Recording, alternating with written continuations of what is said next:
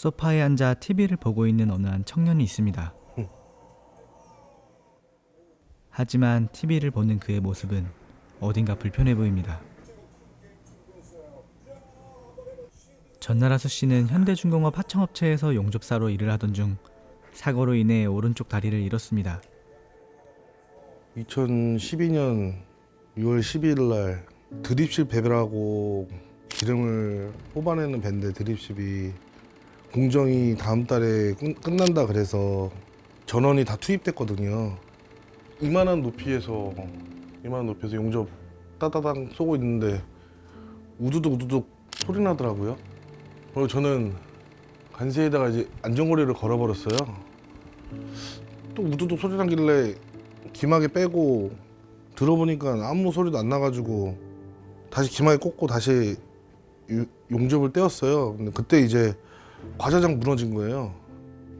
다리를 잃게 됐습니다.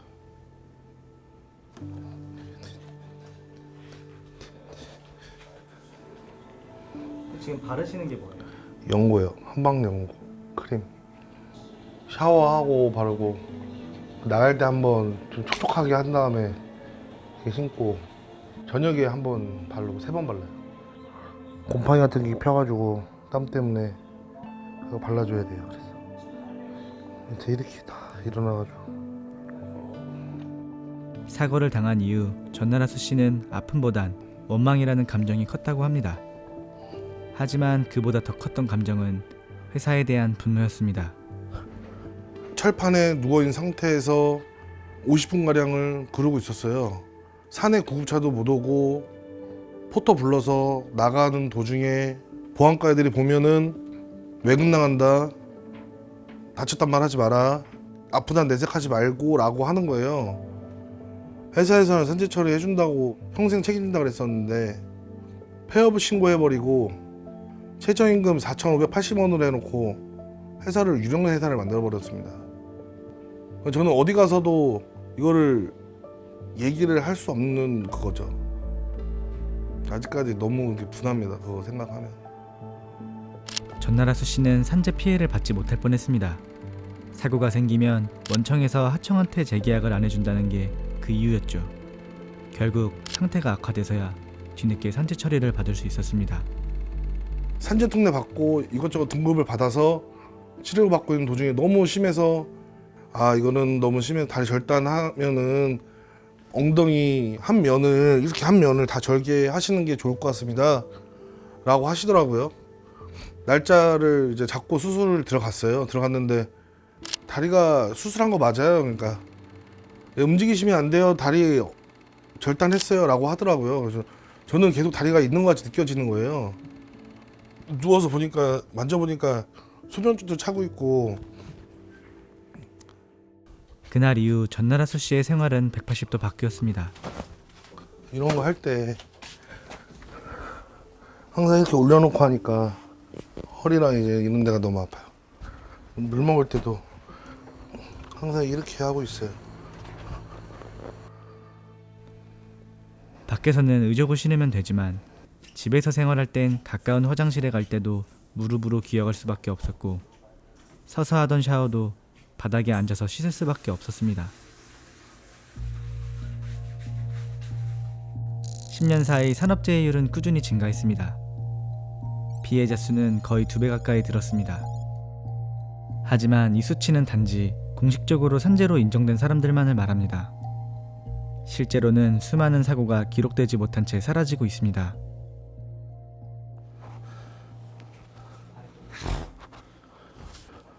어디 가시게요? 운동 갑니다. 체육관. 자주 이렇게 좀 나가시는 편이신가요? 심심하면은 나가서 바람도 쐬고 답답할 때.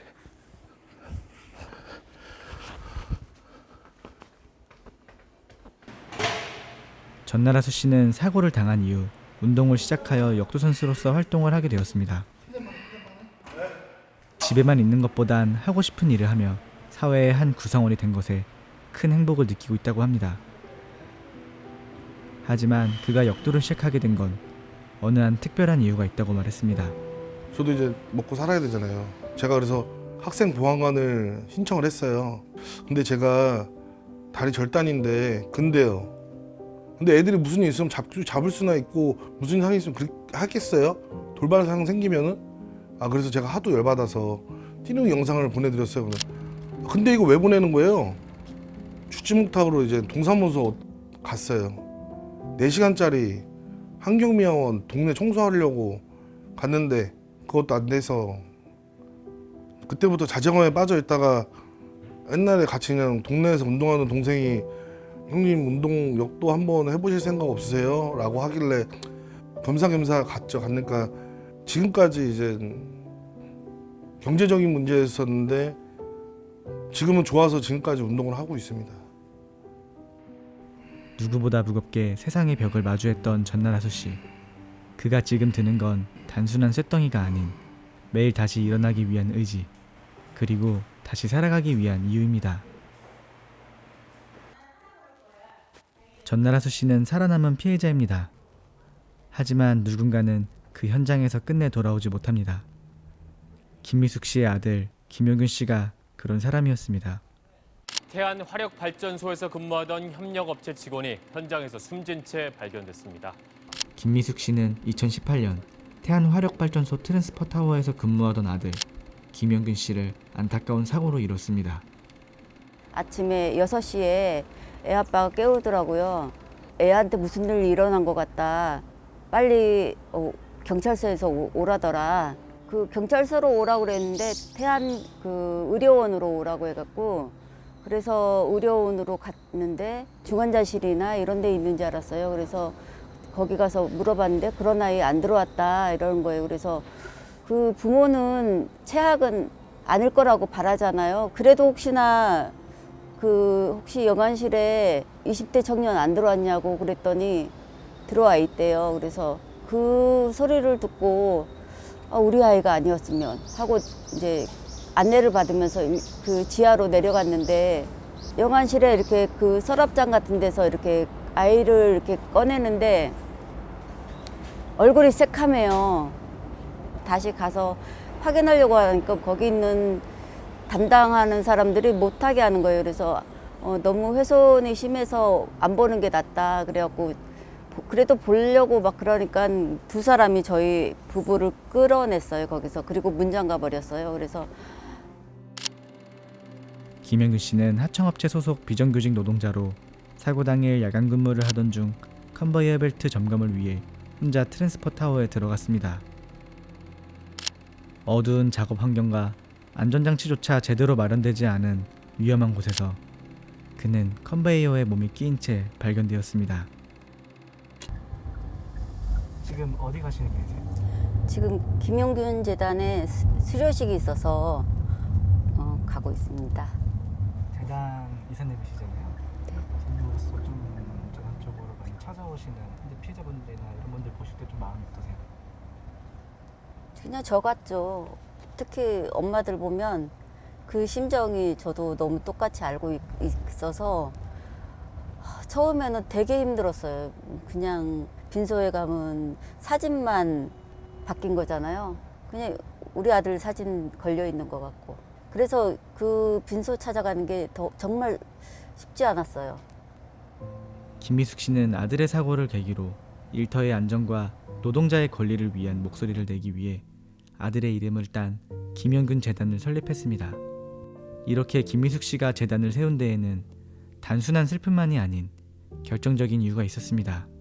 죄송합니다. 용균이는 착하고 일도 잘하고 그랬지만 가지 말라는 곳을 가서 하지 말라는 일을 해서 사고가 났다고 그러는 거예요.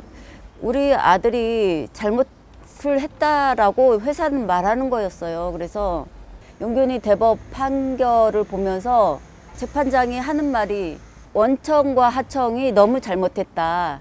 그럼에도 한 사람 한 사람 책임을 묻기에는 너무 약하다라고 해서 처벌을 못했거든요. 매년 수많은 노동자들이 일터에서 목숨을 잃습니다. 2024년 산업재해로 숨진 노동자 수는 2,098명. 10년 전과 비교해도 큰 차이가 없습니다. 산재 사망자 수가 꾸준히 2,000명 안팎을 유지하고 있다는 건 누군가의 죽음이 매년 당연하게 반복되고 있다는 뜻입니다. 이딴 안전사고로 무리를 빚었던 SPC의 제빵 공장에서 또다시 사망사고가 발생했습니다. 최근에도 S사 계열 제빵 공장에서 작업자 중 한 명이 컨베이어 벨트에 몸이 껴 참변을 당하는 사례가 있었습니다. 2018년 김영근 군이 당했던 사고가 7년이 지난 지금 다른 곳에서도 여전히 일어나고 있었고, 이 또한 안전관리가 제대로 이루어지지 않아 벌어진 이미 예고된 사고였습니다. 처음 이런 일을 당하면 누구나 되게 당황스럽고 힘들고 망연자실이 저절로 되는데, 살아있는 유족들은 죽음처럼 마음이 힘든데 그럼에도 목숨이 붙어 있으니까 살 수밖에 없는 거잖아요.